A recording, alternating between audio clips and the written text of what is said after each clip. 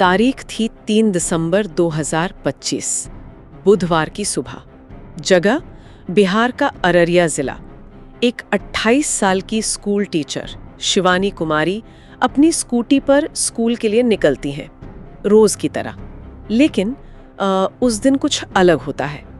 एक बाइक उनके पीछे आती है, बहुत करीब, और इससे पहले कि कोई कुछ समझ पाता, बाइक पर बैठे नकाबपोश ने बहुत पास से उनकी कनपटी पर गोली मार दी। दिन दहाड़े एक टीचर की हत्या। आज हमारे पास इस दिल दहला देने वाली घटना से जुड़ी जो शुरुआती मीडिया रिपोर्ट्स हैं, हम उनकी गहराई से पड़ताल करेंगे। हम सिर्फ ये नहीं देखेंगे कि क्या हुआ, बल्कि इन जानकारियों के टुकड़ों को जोड़कर ये समझने की कोशिश करेंगे कि ये मामला इतना उलझावा क्यों है, पुलिस के सामने क्या चुनौतियां हैं, और एक सीधी साधी जिंदगी जी रही टीचर की कहानी में ऐसे कौन से अनसुलझे सवाल हैं जो पूरे समाज को परेशान कर रहे हैं। तो चलिए सबसे पहले ये जानते हैं कि शिवानी कुमारी थी कौन। शिव मंदिर के पास कन्हेली खाबदा पंचायत, जहाँ की ये टीचर है यूपी से, उत्तर प्रदेश से। हर रोज बेचारी पढ़ाने के लिए मध्य विद्यालय कन्हेली में इनका जाना आना था। हम लोग अच्छी तरह से जानते थे, लेकिन आज सुबह उपरांत मध्य विद्यालय पहुंचने के उपक्रम में किसी अज्ञात आदमी ने, बाइक सवार 2 आदमी आए और धड़ाधड़ इन्हें गोली मार करके फरार हो चुके हैं। हम लोग सिर्फ एक अपना इंसानियत के नाते, दोस्त के नाते या भाई बहन के नाते हम लोग इनको सदर अस्पताल तक पहुंचाने का काम किया। और अभी तक जो है इनकी माँ बाप का कोई हम लोग को अता पता नहीं मिले हैं, जो कि इनके घर तक सुचारू रूप से हम लोग भेजा जाए। सरकारी शिक्षिका थी जी। कौन स्कूल की?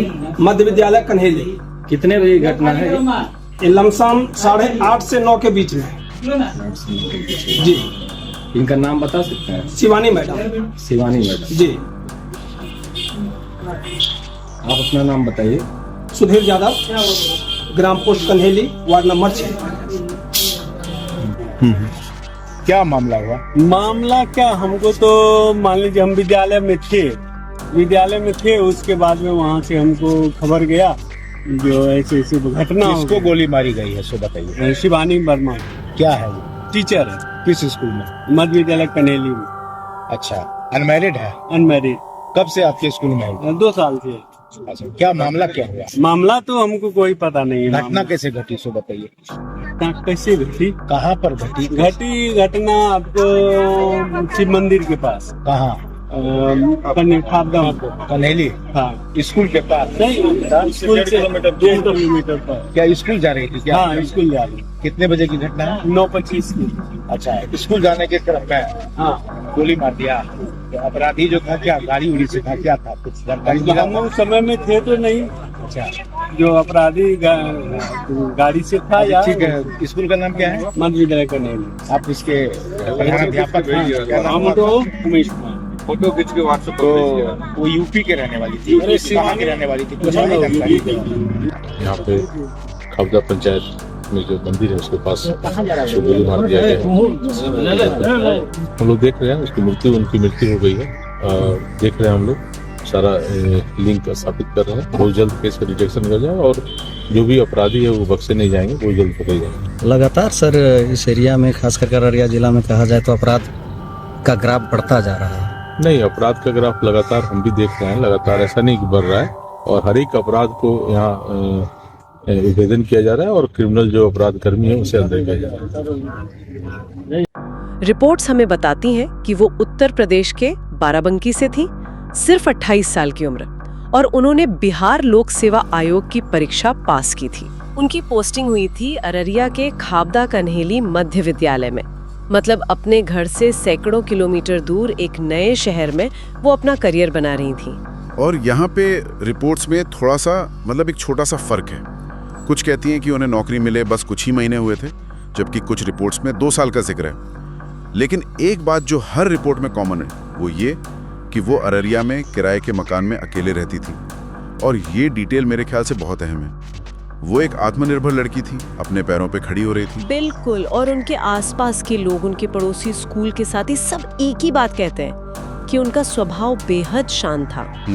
किसी से कोई झगड़ा नहीं, कोई ऊंची आवाज में बात तक नहीं, बस अपने काम से काम रखना। और जो बात इस पूरी कहानी को और भी दुखद बना देती है वो ये कि उनकी हाल ही में सगाई हुई थी, जल्द ही शादी होने वाली थी, वो जिंदगी के एक खूबसूरत मोड़ पे थी।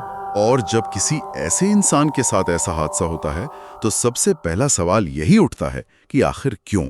यहीं से पुलिस की जांच का वो मुश्किल सफर शुरू होता है। घटना के बाद अररिया के एसपी अंजनी कुमार का बयान आया। उन्होंने कहा कि पुलिस हर एंगल से जांच कर रही है। अब ये हर एंगल क्या है? आमतौर पर ऐसे मामलों में 3-4 मुख्य दिशाएं होती हैं। लूटपाट, कोई पुरानी या निजी दुश्मनी, या फिर कोई प्रेम प्रसंग से जुड़ा विवाद। लेकिन मुझे ये हर एंगल वाली बात थोड़ी उलझा रही है, क्योंकि जब हम डिटेल्स देखते हैं तो कोई भी एंगल आसानी से फिट नहीं बैठता है ना। बिल्कुल। चलिए एक एक करके इन पर बात करते हैं। सबसे पहले लूट का एंगल। क्या ये मुमकिन है कि कोई लुटेरा हो और घबराहट में गोली चल गई हो? देखिए, संभावना तो है, पुलिस इसे एकदम से खारिज नहीं कर सकती, लेकिन अपराध करने का जो तरीका है, जिसे हम मोडस ऑपरेंडी कहते हैं, वो कुछ और ही कहानी सुना रहा है। अच्छा। हाँ, सोचिए 2 लोग बाइक पर आते हैं, चलती स्कूटी के बगल में अपनी स्पीड मैच करते हैं और फिर बहुत करीब से कनपटी पर, मतलब सिर के खास हिस्से पर गोली मारते हैं। ये किसी नौसिखिए या घबराए हुए लुटेरे का काम नहीं लगता। इसमें एक तरह की सटीकता है, एक क्रूरता है जो टारगेटेड किलिंग की तरफ ज्यादा इशारा करती है। मतलब ये कि निशाना शिवानी ही थी, उनकी स्कूटी या उनका पर्स नहीं? ज्यादा संभावना तो इसी बात की लगती है। देखिए, लूट में अपराधी की प्राथमिकता होती कीमती सामान लेकर भागना।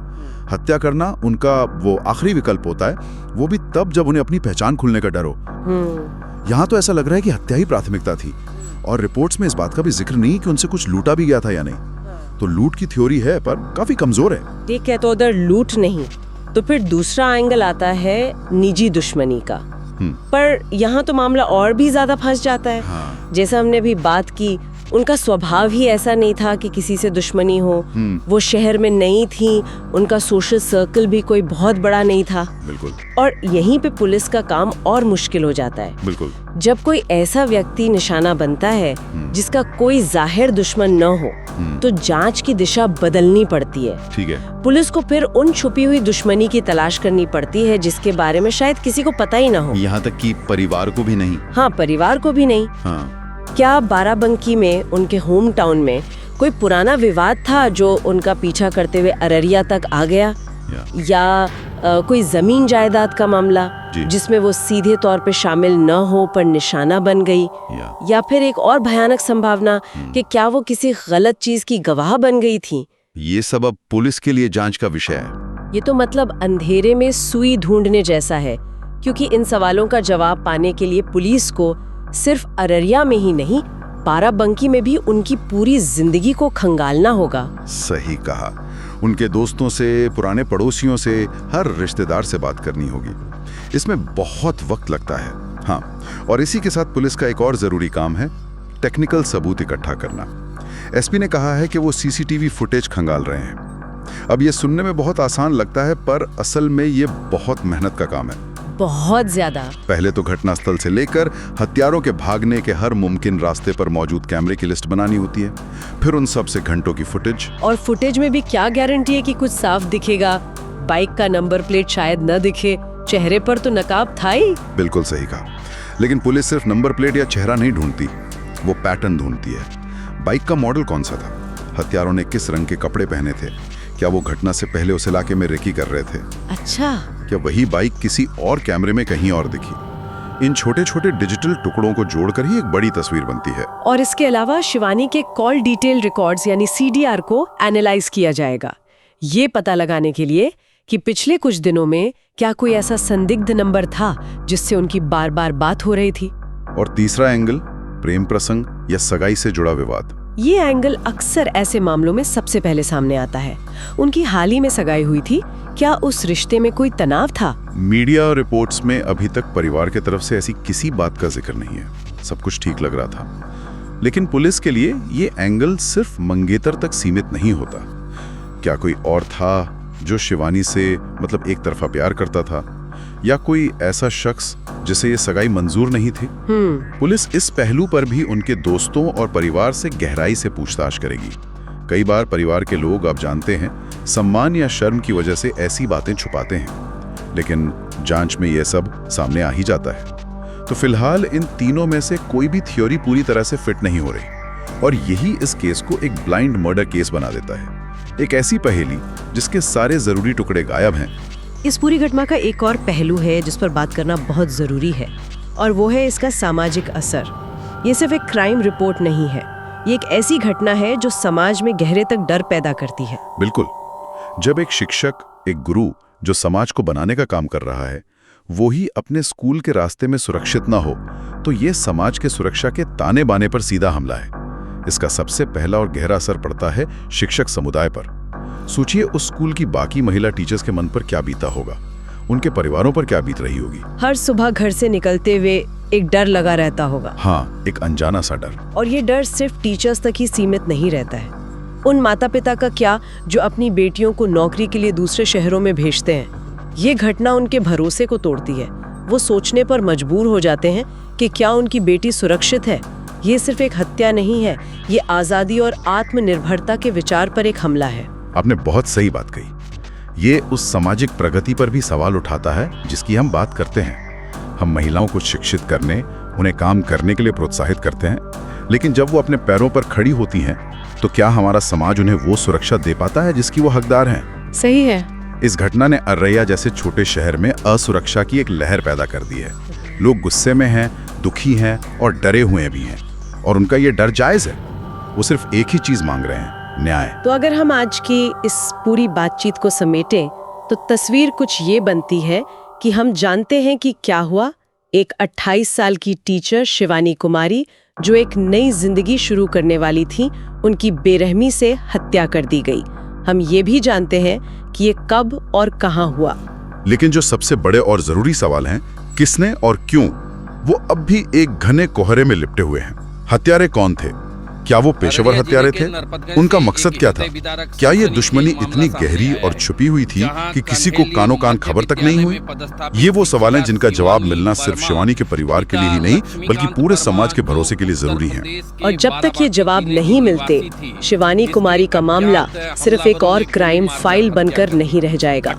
ये हमारे लिए एक आईना बना रहेगा जिसमें हमें अपने समाज की कुछ कड़वी सच्चाइयों का सामना करना होगा। और यहाँ एक आखिरी सवाल है जो मैं छोड़ना चाहूंगा, जिस पे शायद हम सबको सोचना चाहिए। जब किसी ऐसे इंसान की हत्या होती है जिसका कोई जाहिर दुश्मन नहीं होता, जिसकी जिंदगी एक खुली किताब जैसी लगती है, तो क्या ये मुमकिन है कि अपराध का मकसद उस व्यक्ति से जुड़ा ही ना हो? मतलब क्या ये हो सकता है कि ये किसी को डराने के लिए, किसी को कोई संदेश देने के लिए, या समाज में दहशत फैलाने के लिए किया गया एक रैंडम लेकिन क्रूर एक्ट हो? इस तरह के अपराध सबसे ज्यादा खतरनाक होते हैं क्योंकि उनका कोई तर्क नहीं होता, और वो हमें ये सोचने पर मजबूर करते हैं कि शायद हम में से कोई भी कहीं भी कभी भी निशाना बन सकता है। इस सवाल का जवाब शायद ही कभी मिले, लेकिन ये सोचना भी अपने आप में बेहद बेचैन करने वाला है।